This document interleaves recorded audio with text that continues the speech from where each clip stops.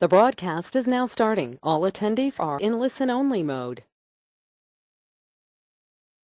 Good morning, afternoon, evening, ladies and gentlemen, and welcome to this Sybiz 19 general release webinar.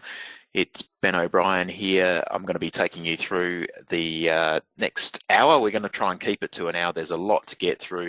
Some of the stuff we could basically spend the entire time on just single portions of what we'll be covering. So we're really tight for time, and just straight off the bat, we won't have time to look at questions at the end. So by all means, if you're watching the recording or tuning in live, you can send questions through the Sybiz website, and we'll get back to you on those questions. So we'll be touching a real little tiny bit on Sybiz VisiPay for version 19 and getting into Sybiz Vision. So just a couple points on Sybiz Vision.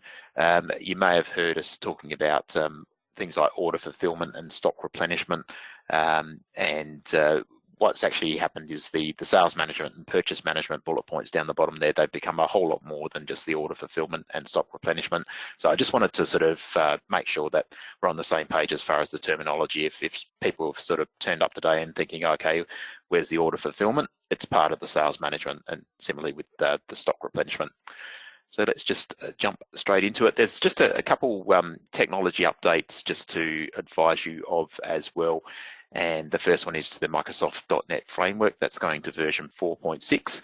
And for most people, that's not going to be anything to write home about, but we do like to give you a heads up that any custom add-ons you have, they may require updating against that newer version of the Microsoft.NET framework. And in certain circumstances, depending on the age of your operating system, the Microsoft.NET Framework 4.6 may need to be downloaded as part of the installation process or prior to the installation process. And so, yeah, just giving you a heads up on that. There's a few other things that when we get a bit closer to the release of version 19, and you'll see the notification coming up in the software that it's available, by all means have a look at the What's New page. There are some important bits of information that you need to be aware of as you make the transition to version 19. And from a Sybiz VisiPay point of view, the employee self-service, that is getting an upgrade to the Microsoft MVC behind the scenes there. That's going from version 3.0.0.1 to version 5. So that's going to be another thing just to be mindful of as you upgrade to version 19. Let's just very quickly cover off just a couple things on Sybiz VisiPay. There's not a lot to write home about as far as VisiPay is concerned at this point in time. You'll recall that as we've had this journey on the transition to single touch payroll for Australia, we've kind of kept the functionality that's coming through very much built around the single touch payroll, not wanting to confuse the issue with new things coming in other parts of the software. And certainly just having got through the first end of financial year, as far as single touch payroll is concerned, there's a few things that have come to light there that we can improve the user experience in coming years to make that process easier for you. And just, I guess, you know, the whole single touch payroll process industry-wide, the end of year process has caused quite a bit of confusion, and yeah, that's obviously something we'll get used to over time, but if we can make life easier by improving the software in certain areas, then that's going to help you in subsequent years as far as STP is concerned.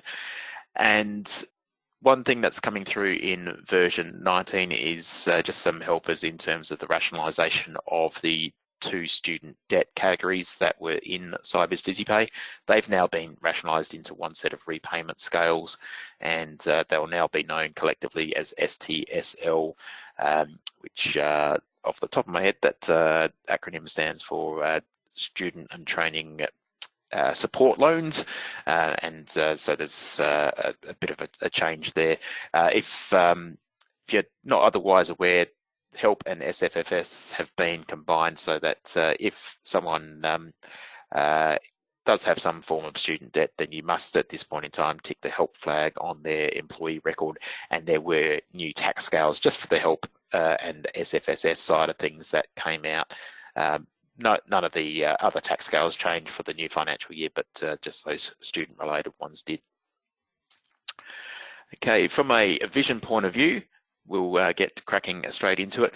And there's been a few extensions to the user interaction and user experience. What we're finding is a lot more people now are getting nice, bright, shiny 4K monitors, and yeah, so their eyesight's not quite as good as the monitor wants it to be. So there's been some improvements there. The DirectX specifically will help just the acceleration of the drawing of the graphics, etc., on those 4K monitors, and DPI awareness similarly that just allows you to still operate on a 4K monitor, but zoom your windows so that you're not having to look at things on a pixel by pixel basis.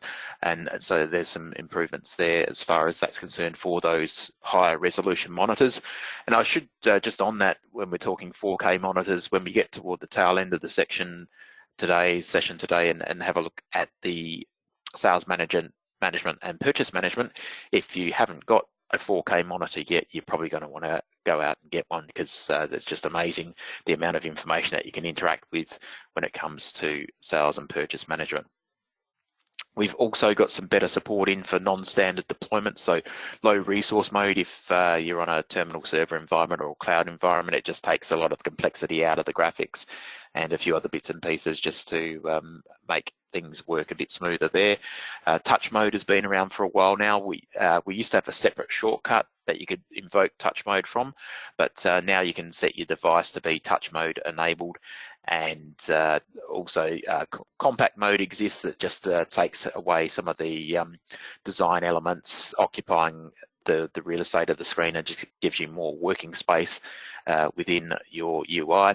And kiosk mode, which is what I'm going to be running in today, and essentially what that's about is it just if you're running, say, a remote app environment, and so you don't have the desktop per se, then it just allows every maximizable window to be automatically maximized for you, so that you have a better user experience if you're running in that particular mode there.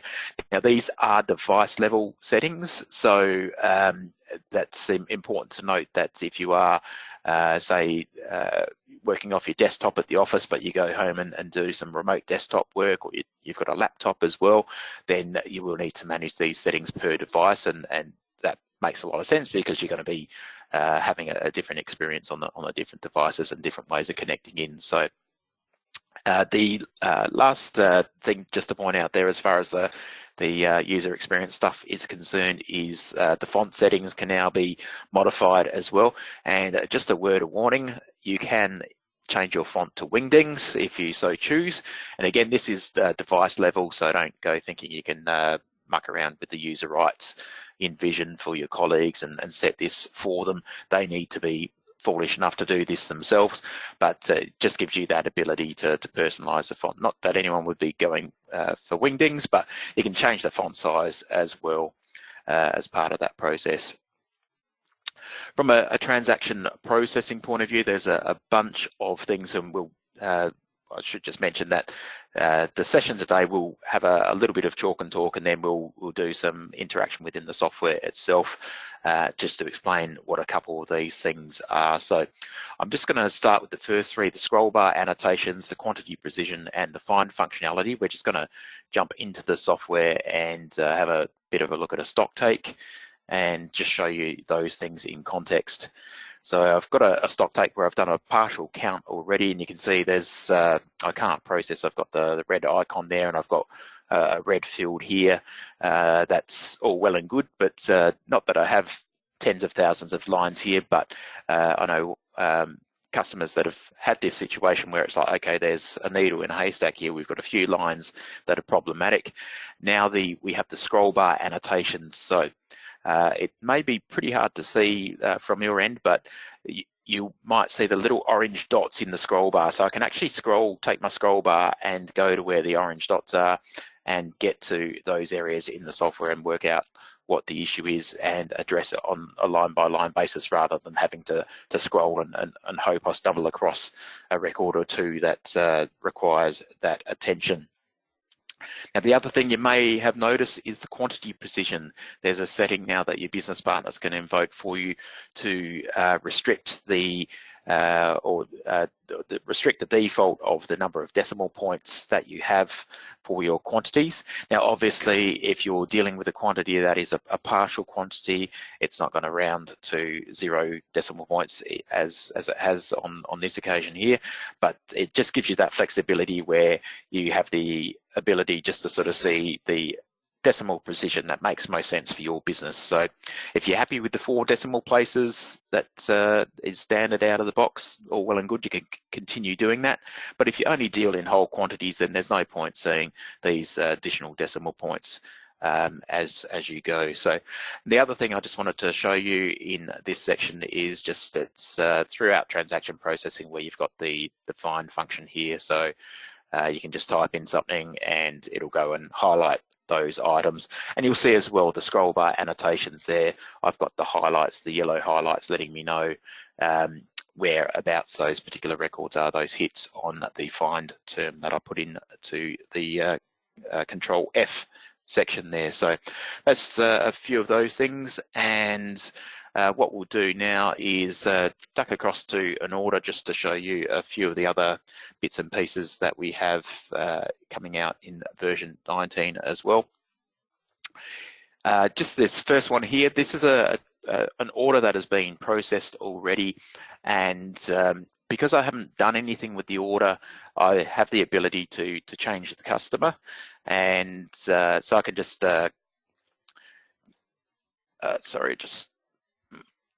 where are we? Sorry, just got to close my stock take before I get too carried away.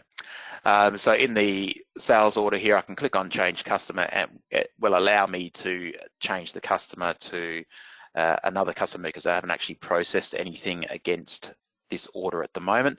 So if you just watch the total down here, I'm just going to OK, and the total's actually changed because I've actually got a discount for this customer. So it's got the sensitivity to sort of say, okay, now that we've changed the customer, we've got a whole new pricing context.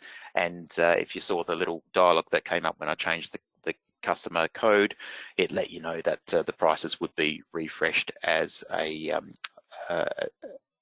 way of doing that, and that's something that is available in supplier transactions as well. But as I mentioned, once you've done something like deliveries or invoices off the back of the order, you can no longer change the customer, and that kind of makes sense. You don't want all sorts of funky things happening in your data as a result of that. There's also some additional functions within the functions area now as well. You can, straight from this sales order now, you can go straight into, I'll talk about sales picks later, but you can go straight to the sales invoice based on this order. So it's a really streamlined process there as well. Under actions as well, we can just do a brand new sales transaction. So if you're in the middle of putting in an order and the phone rings and someone else wants to place an order or whatnot, then you have the ability from within the transactions now to just invoke one of these shortcuts and start a whole new transaction from there. And just back on the home tab here, you'll notice that we've made some changes as well to the processing area here. One thing that quite a number of customers got themselves into a little spot of bother is that they'll process transactions and then leave the window open, and they'd get a little bit confused as to which transaction they were processing, and so they didn't always close the screen down when they no longer needed it. So there's another option now to process and close, and that's separated with the process and new, which is, I guess, the old default. When you process the transaction, it would do a process and new, and you can just process, which will leave the transaction on screen as well. So a couple options there, and you may have noticed also the signature button here. This allows you to capture a signature from the signature panel. I don't have one hooked up to my machine at the moment, so that's grayed out, but essentially the signature can then be had a look at from the inquiry on the transaction. If there was a signature there, I could drill down into it and recall it there, and it's also available on the transaction documents as well, so you could put that through as proof of purchase. A couple other things as well that we have in the version 19 is, and I'll show you the back end of this in product maintenance a little bit later on as well, but if a customer has a code that they specify for a particular product that you have, and it's a different code to what you have, you can actually store the customer's codes. So if I type in here FL06, which is the customer's code, you'll see that that's reverted to my code of 006, and so it's had the intelligence to know that that product code as given to me by the customer actually relates to my product code 006. And we have a new feature under update lines for a total adjustment. So this one's a nice $580, but if it was say $582 and you just wanted to make it a nice even $580, you can go into the total adjustment and change that price there accordingly for the total of the transaction. And then what will happen on a line-by-line level is the prices will just be adjusted so that it will get you your desired total, whether that be inclusive or exclusive as part of doing that process. And some of you might be thinking, okay, we're in a sales order at the moment, but why have we got pay and process? Another thing that we've put into the software is the ability to do a deposit on order. So the new DP line, and then you can either put some breakpoints in to determine how you want to have your deposits, but what we found in talking to customers is it's just a guide at the end of the day. Like even if they calculate it and said, okay, it's a $47 deposit, the customer's probably going to be putting $50 down, so you can sort of handle that way as well. And when you go through to process, if I just click process, it would tell me I'm not allowed to do that because I've got a deposit line. I must use pay and process when I'm doing a deposit line. So just on the pay and process screen as well, it used to be a horizontal layout, but we've changed it now to a vertical layout. So you've got the selection now of the different payment methods. You'll also see gift cards, which we'll cover a little bit later on as well. And so yeah, essentially what this is saying is that we're going to be taking $50 cash to pay the $50 deposit on this particular order. So I'll just OK that now. And that's gone through and taken that deposit against that order. And so when I go to invoice that order and go through the pay and process function there, that'll then utilize the deposit that I put through on that order. Okay, so we'll talk about a couple other little bits and pieces back in the slide deck, and some of these we'll explain in the context of the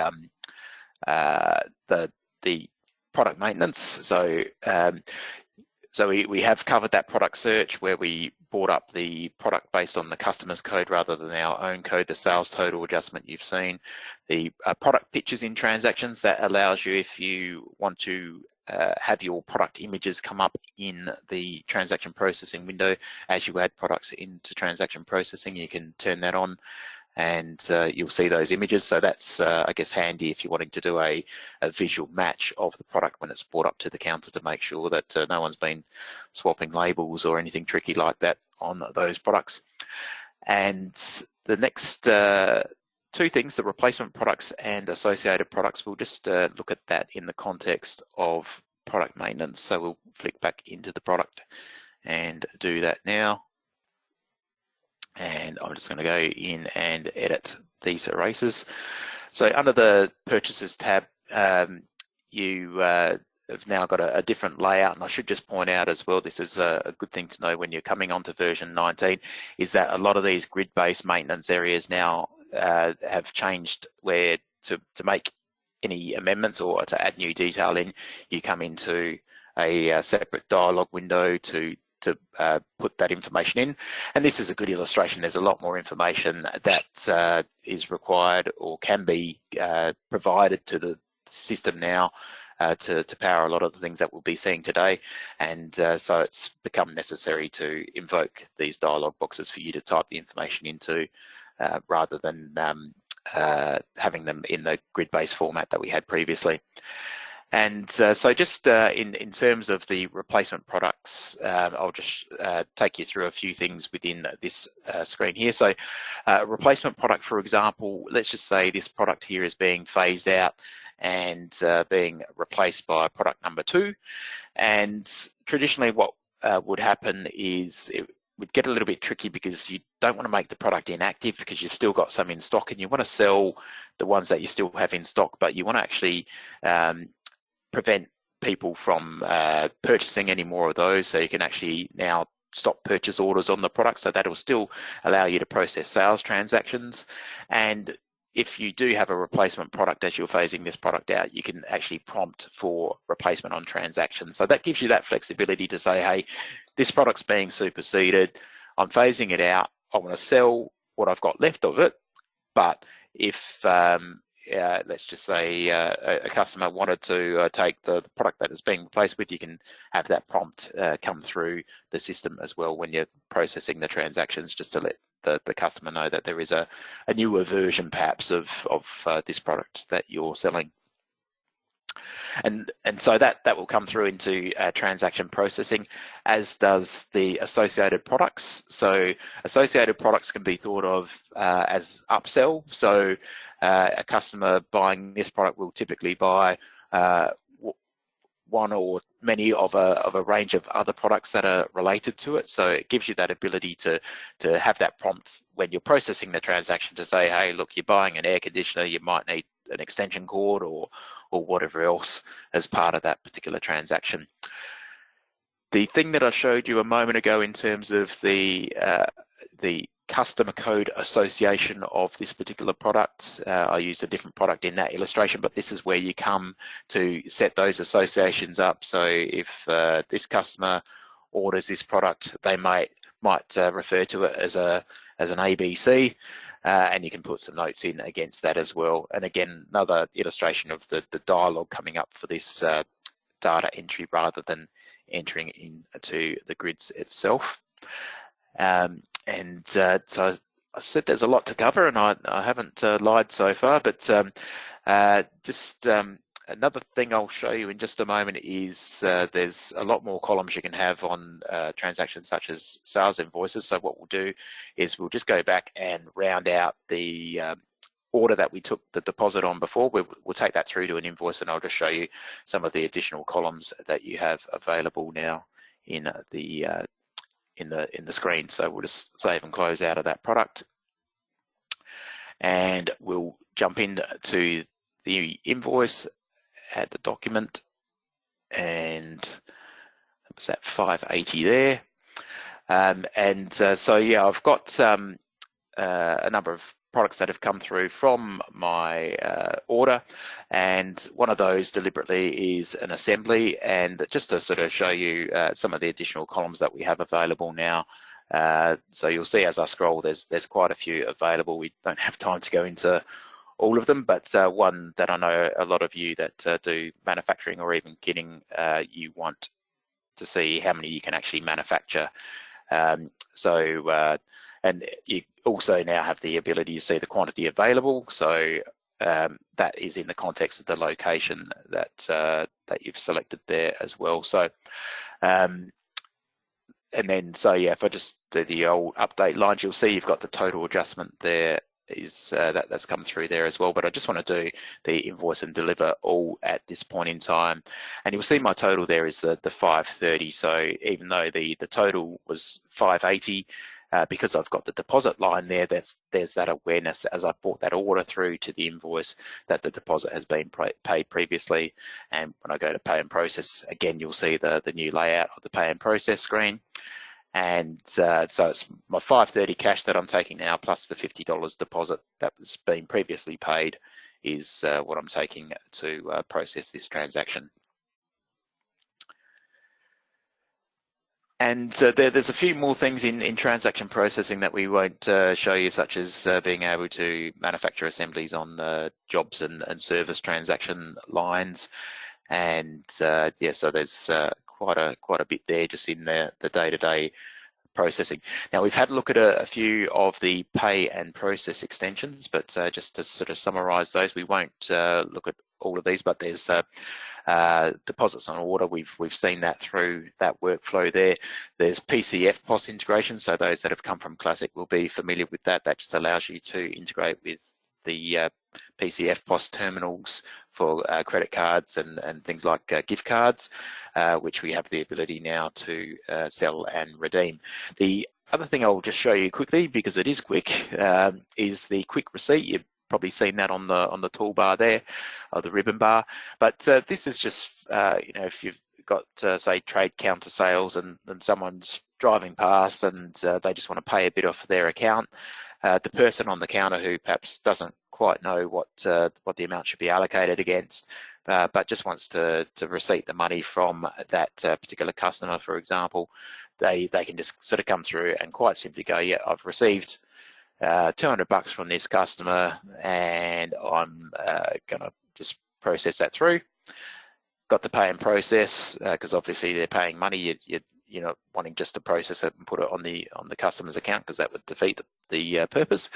And then they can just process that through, and then the people in the finance team can then do the allocation of that amount against the invoices in the background there. And so that's just a bit more flexibility there, and a very nice, simple process for the counter staff to be able to interact with there when people come by and pay a bit off their account. Back into the slides, and we've seen a few of these things already, but I'll dive back into the products in a moment just to show you a couple more of these, especially the multiple bins per location. So we'll jump in and just show you a couple of these things in context in just a moment. There we go. So the quick add, I'm on the product list here, and the quick add, that basically says, okay, we don't care that you've got a bazillion price scales and a bazillion locations. This is just a nice, simple, quick process of putting in the bare minimum information associated with a product. And I'm just going to put in a quick product just to show you what it does. We'll put the product in, and then we'll dive into it, and you'll see we only have to set the one sort of purchase price here, which would I guess be the equivalent of the last cost in this context, and the one price. So it doesn't matter that I've got multiple price scales. It's just basically saying this price is associated with all of your price scales, and then some of the more rudimentary settings on the product itself can be set here. And you just need to nominate the preferred supplier for that product. So that's an alternative to using the new from, and it comes in handy if there's only a few bits of information that you need for a product. And you'll see I've got all of the price scales now have been populated, and etc. So it's a nice quick way to establish a new product. So where that comes in handy, and the workflow that makes sense for that, because obviously people aren't just going to spontaneously make up products on the spot, but if you carry a lot of line items, but you have access to a bunch of others through the catalogs provided to you by your suppliers. So it's not necessarily line items that you would keep in stock, but if your customers ask for them, you can access them from your suppliers. And so you just want to bung them into the system nice and quickly to get them on to the sales order for your customer. And just while we're here, we'll go into the edit mode for this product here as well, into the locations tab. And again, drilling down onto the location, you'll see there's a lot more information, and I'll just explain here as well. We'll start here at the location level, but you have the ability to determine what type of transactions per location a particular product is going to be used in. So for example, something that's in if you had a service location where the stock that's earmarked for service is kept, then you could just say, okay, well, I only want to use stock in this location for service transactions. And the main reason I came in to this dialog here first was just to show you the multiple bins per location. So all you do for the multiple bins is you put in the first bin, and then a semicolon, the next bin, semicolon, and so on and so forth. And you can remove them if you no longer want them, but that's the way to invoke the multiple bins per location. And I should just point out, at this stage of the game, it's what we call non-strict implementation of multiple bins per location. That means that you don't have to tell the system when you deliver the stock that you've fetched out of bin AB. What it is rather, it just lets your store people know that if you don't find it in bin AB, then you might find it in bin BC, for example. So that's the multiple bins per location. And just to round out as well, at a product level, you can choose the extent of transactions that you want a particular product to be utilised in as well. So that's a couple additional things just in the product maintenance area. And yeah, I'll just show you one more thing just in the slides to do with the manufacturable quantity. We saw that in transaction processing, but it's also available in the locations tab as well on those products that can be manufactured. Okay, on to sales management. And I should just point out that if at this point in time your business doesn't have a separate order delivery invoice process for stock, not all businesses follow that method, but certainly the majority of Sybiz customers do. But yeah, if you don't, there's no real advantage to hanging around. You're more than welcome to continue watching, but if that's not something that your business does, by all means feel free to jump out of the session now. But I guess where this is pitched is there's going to be a number of customers who see exactly what this stuff's all about. They've been waiting for this kind of functionality to come in to the system, and there's going to be some that can really benefit from it but perhaps haven't thought about it. So we're going to try and get the balance right in not wanting to intimidate people and go into too much detail, but just give you a bit of a feel for the kind of things that can be done. And I should just preface as well that a lot of what you'll see could look quite intimidating. There's a lot of different options, a lot of different facilities available for you, but what you'll find is you'll find your ideal workflow within the power and of the options that are available for you. So don't let that initial intimidation rock you. Just know that if anything, you'll take away the power that we've provided to you in version 19, and you'll find your best way to manage that within your own workflows and processes. So with both the sales management and the purchase management, it's taken it away from a transaction-based context to a grid-based context, because what you're wanting to do is interact with multiple transactions at a single point in time. And so that's a big change there. We'll jump into this in a moment.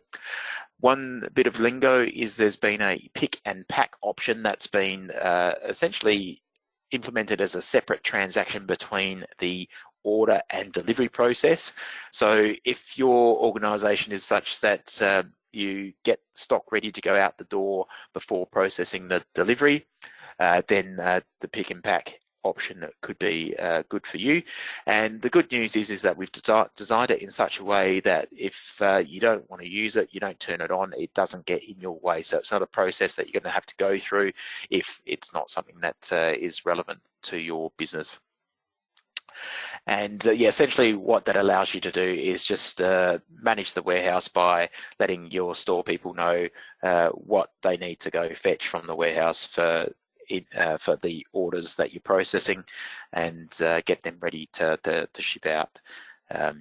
So yeah, essentially the sales management, among other things, there's a lot that it can do, but here's just some of the things that it allows you to do.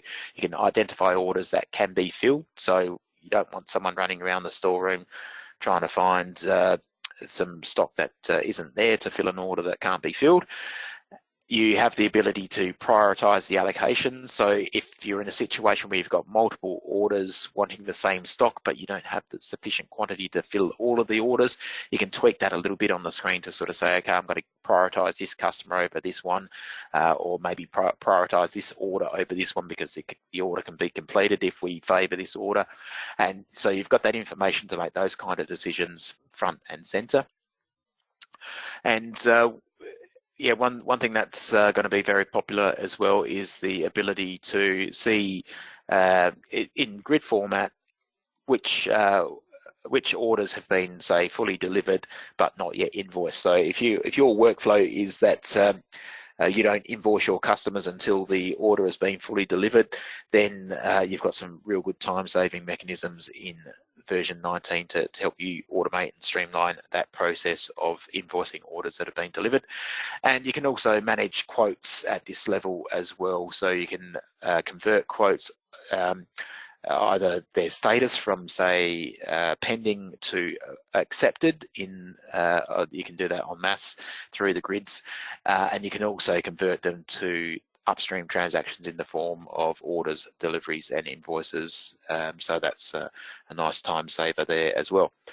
And I'm just going to show you one screen grab here, and again, this is just not want to intimidate you, but it does look a little bit daunting when you first see it. And yeah, essentially this is the sales order line release. So this is if you are going to be using the pick and pack option, this is where you'd come through to interact with it. So again, the point of just showing this static slide is to say, don't get intimidated by it. When we have a look at it in context, it'll make a lot more sense, and you'll see the other options that are available to you. So we'll jump back into the software. I'm just going to close out of the product, and I was in the inquiry as well. And so we're at that grid that we just saw in the slides, unless I've somehow reverted back to my slides, which I think I have. So yeah, so sorry, just under the sales management, I'll just take you through the menu options here. So just quickly, I'll show you the quotes. You can see the outstanding sales quotes, and you'll see I've got 2 here that are pending, and I can use my conditional formatting if I wanted to get some colors to make them jump out a bit more, if that's what I wanted to do. I know I'll do that on some of the other grids as well. There's some additional columns that you can pull in if so desired, but you can just do a right click and go, I'm going to accept that sales quote, and that immediately changes its status to accepted, and you can then go through and convert that to an order, etc. from there. And then there's a whole bunch of other sales management processes here. So you can see all your outstanding sales orders, and you've got some indicators here as to what's their invoice status, what's their delivery status. And so this is a little overwhelming because it's basically all of your orders, and irrespective of their status, all rolled into one. So if that was a bit too daunting for you, then out of the box, you've also got, let's have a look at this one, the delivered not invoiced sales orders. So here's where I've used a bit of conditional formatting. So if my delivery has been, if it's fully delivered and my invoice status is none, they're the ones that I'm going to want to interact with. And so from here, I can just go right click and invoice or invoice all, etc., just from that right click menu. And so that's pretty cool there as well. So rather than having to run an outstanding orders report and then pour through it to work out where everything's at in terms of delivery status, etc., you've now got the ability to do that in a grid-based form.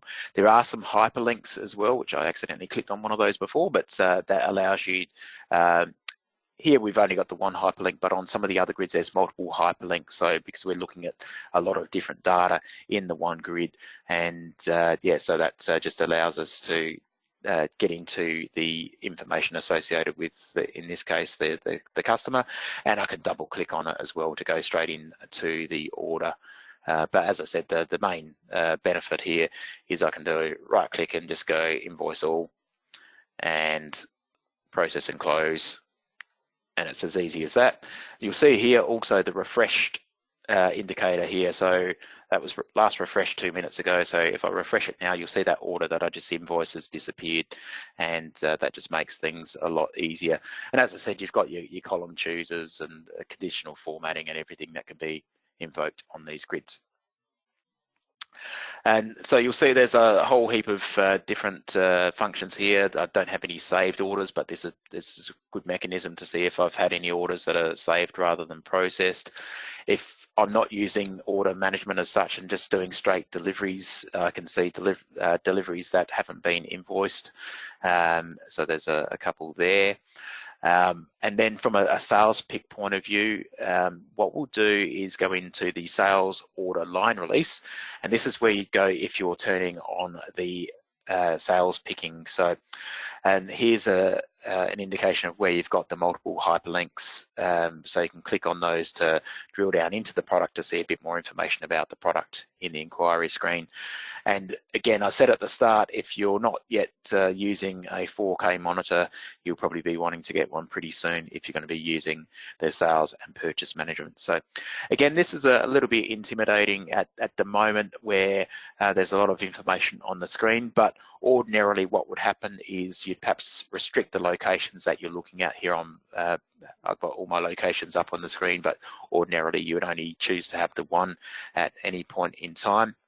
And I'm just going to show you a couple of the time savers here as well. On the right click menu, there's simply a select all. So what that does is it's going to go through and basically say, okay, for everything that is required to be picked, we're going to go along and pick it where possible. And then there's a few exceptions to manage. So here, just to illustrate that it is sensitive to the setting on the system as to allow negative stock. It doesn't make sense to send people into the warehouse to go and pick -8 of something, but it may just give you that indication that perhaps a purchase hasn't been processed properly or something like that at this point in time. And so you can just deal with those exceptions, and from there you can then go through and say, okay, I'm going to pick someone to go and do the picking, and I can either do a right click, go in and edit the orders, etc. I can generate the picks on an individual basis, etc., etc., and send people out into the warehouse to do the picking. I can drill down into the purchase orders associated with the transactions as well. Yeah, so essentially, once you've done the picking process, you'll then go through to and I won't process this now because it'll give me too many to look at, but if I go to my outstanding sales picks, I've only got a few to deal with here, and I'm going to go into this one here, which has been released, but it hasn't been picked or packed. So essentially, as I said, this is a new transaction. It doesn't actually do anything as far as postings, etc. is concerned. It's just an intermediate step to go, okay, my process is that we send the people out into the warehouse to pick the stock before we process the delivery in the system, but we want to actually know, we want to notify the people that process the delivery that the stock's ready to be processed as a delivery. And so the idea is you send someone around in the warehouse, and then they'll go through with their picking slip and go through, and if they get everything that is on the order to be picked and packed, they can just update the lines and process it through that way, and they can deal with exceptions as well. So here, if we wanted to, we could say that we only picked 9, and then we'd have to give a shortage reason. So if I wanted to explain why it was short, perhaps there was a damaged item on the shelves, because basically we've gone out to pick the stock that's available, thinking it's available, but the system may not be up to date with things like pilferage and wastage, etc. And from here, again, you've got the nice shortcuts now to look at the next transaction in the sequence. So if the workflow was such that the person processing the pick and pack can also process and get it ready for delivery, then that can be done there as well. Automatically pulls up the delivery ready to go. You'll see here I've got the little product image that's come up for this particular first product. And so from here, you can then go through and do your update and deliver all and process that through. And then if I just go process, for example, just to differentiate, because we've been using pay and process a fair bit, it now keeps that transaction on screen, but then gives you the ability to interact with other functions to do with process transactions. So again, a lot more time saving functions put into the software with this release. Now we've got about 15 minutes to go in this session. I haven't even got to the purchase management yet, but just to show you that a couple of the other functions within sales have been moved to this same sales management area. So don't think your periodic bills or your statement runs or your finance charge runs have disappeared, just letting you know that they have been relocated under the sales management process. We'll just jump back into the slides. And again, just apologies because there's just so much to cover that we can't do it justice. There'll be a lot more resources coming out. But again, today's not about intimidating you with everything that can be done. And we've got people that will absolutely be in tune with what we're showing you, and others that are going, hey, this looks interesting, I reckon we can use it, but perhaps haven't thought about it before. So that's where we're trying to pitch it today. From a purchase management point of view, again, it is grid-based rather than going into individual transactions or running old school reports and scribbling on them before going in to manage the transactions. It's all done from those grids. And there is a replacement for the Suggest Orders wizard within this version. Now, the aim is that we will retire the old Suggest Order wizard. At this point in time, it's just been hidden. It can be reinstated with the assistance of your business partner, but yeah, certainly I don't see any reason why anyone would not prefer the new way of doing things, which we'll show you in just a moment. Now, one thing I didn't show in the product maintenance when we were looking at it before, as far as the order suggestion, the purchase order suggestion is concerned, now you've got product level settings where you can say, okay, this product, I want it to be utilized from a reordering perspective as a standard product. And what that means is it doesn't matter whether you're using that in service, in manufacturing, selling it over the counter, it will take those transactions into consideration as to how it's going to treat the product when it comes to suggesting what you reorder. And so one scenario there is you might have got a bucket load of something in stock that was applied to a short-term set of jobs that you had, and you're no longer going to be needing stock for that purpose. So you can set the inventory item to be sales only as far as the reordering mechanism is concerned, and then you can simply have ignore. So if you want to make up your own mind when you want to reorder a certain item, then you can set the ignore option on those items.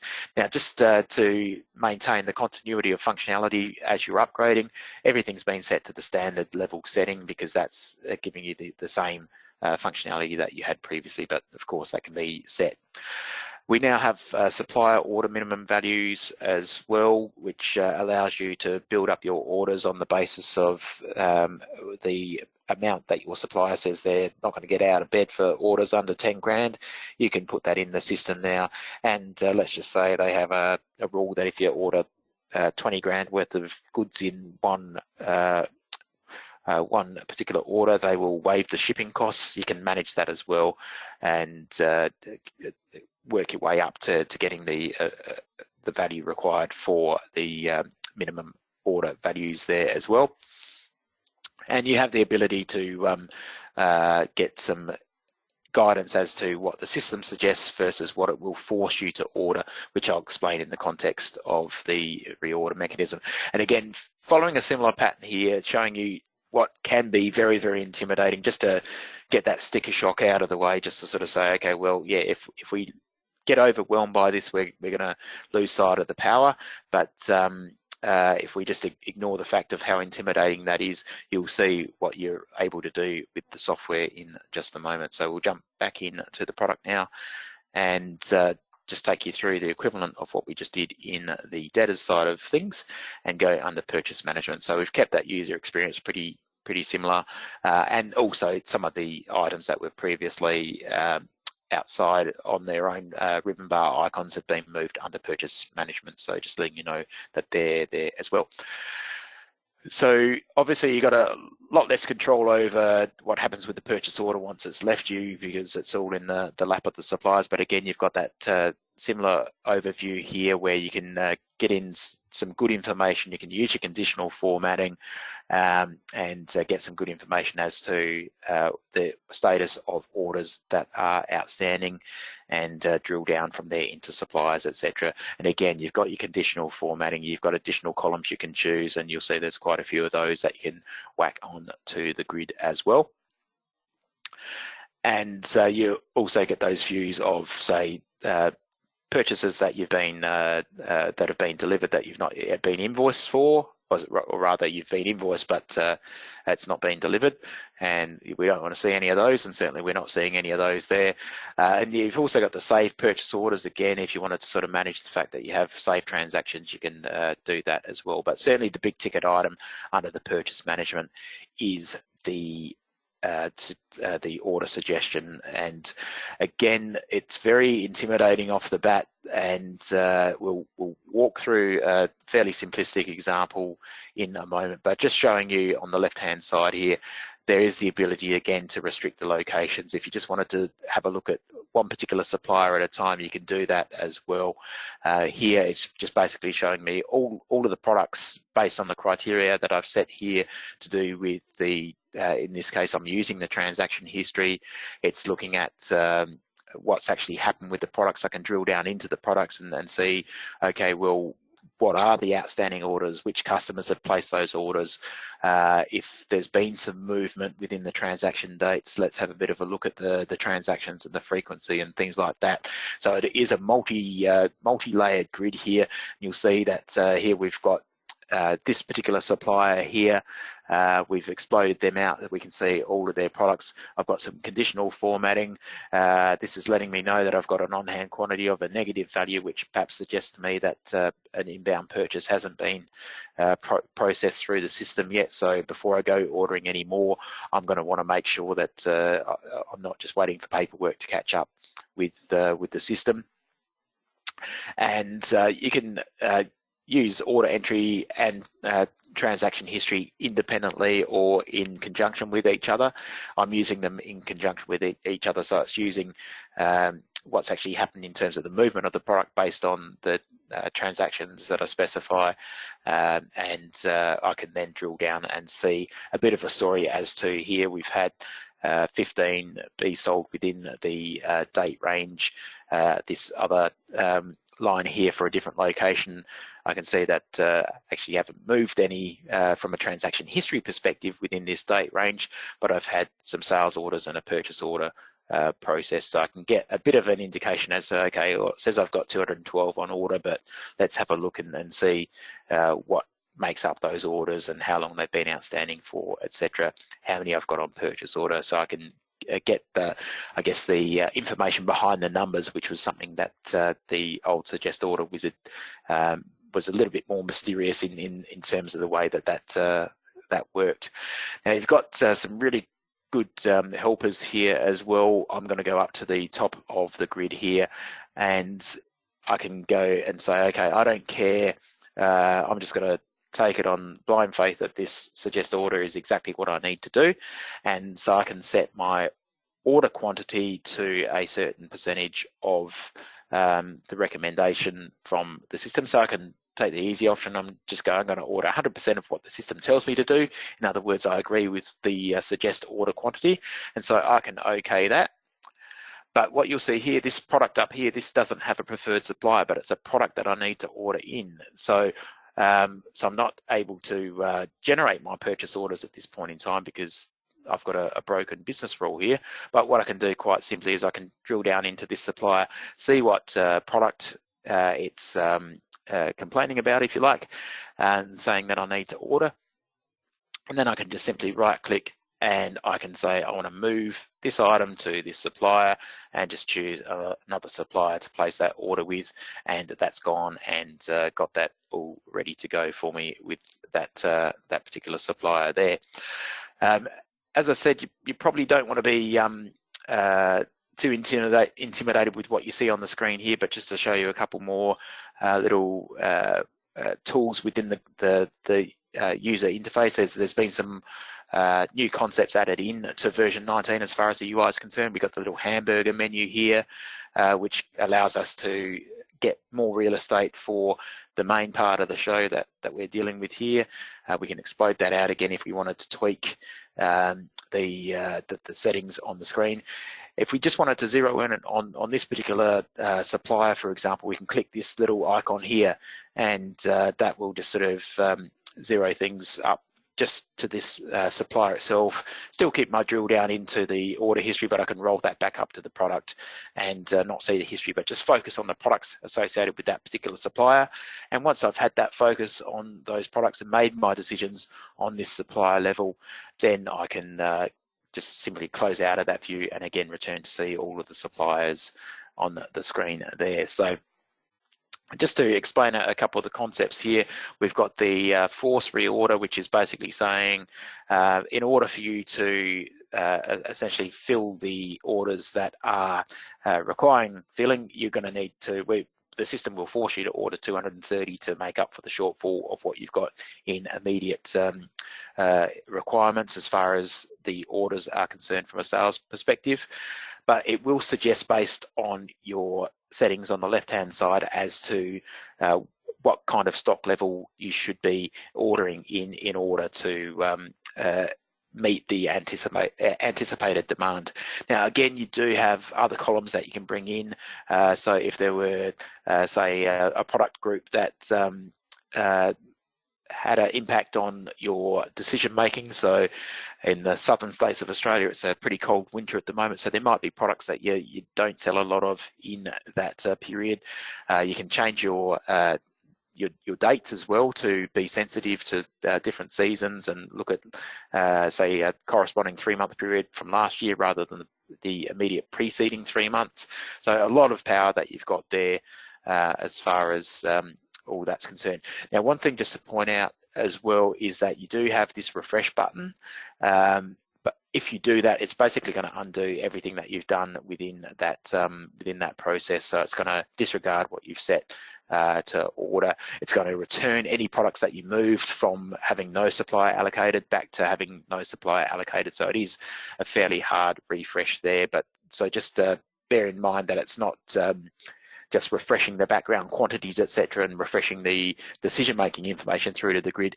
Is actually refreshing your decisions that you've made with respect to the order processing there as well.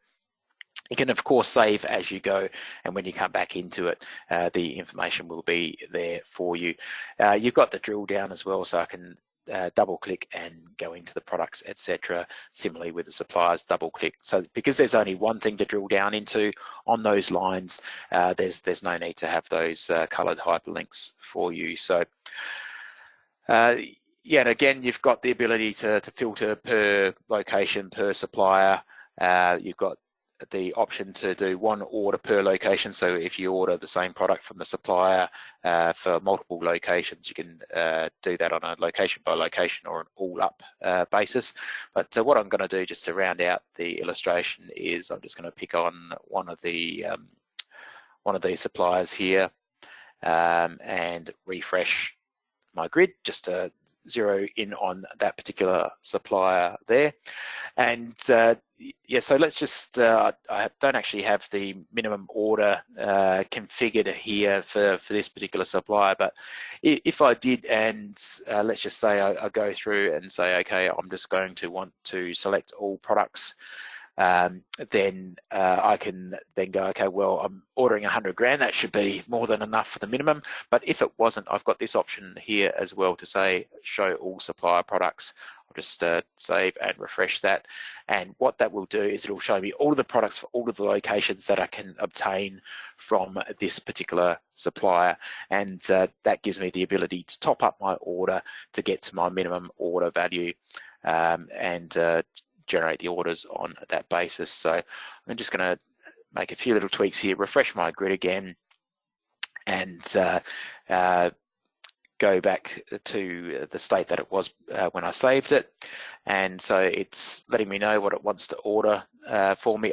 Because I've changed this to one order per location, it's now exploded it out to one order per location, and I can just, when I'm ready to go, I can just generate those purchase orders, and it will go through and process those in the background based on the settings that I have in the system as far as that's all concerned. So it'll chug away there, and I've unfortunately got the email preview on, so that'll slow things down a little bit, but it'll process each of those orders and get them through to my supplier. So yeah, again, sorry for the context of this demonstration being very much skimming over the surface of what can be done in the software. It is something that both the sales management and purchase management, we could have spent the entire time just on those and still not cover it.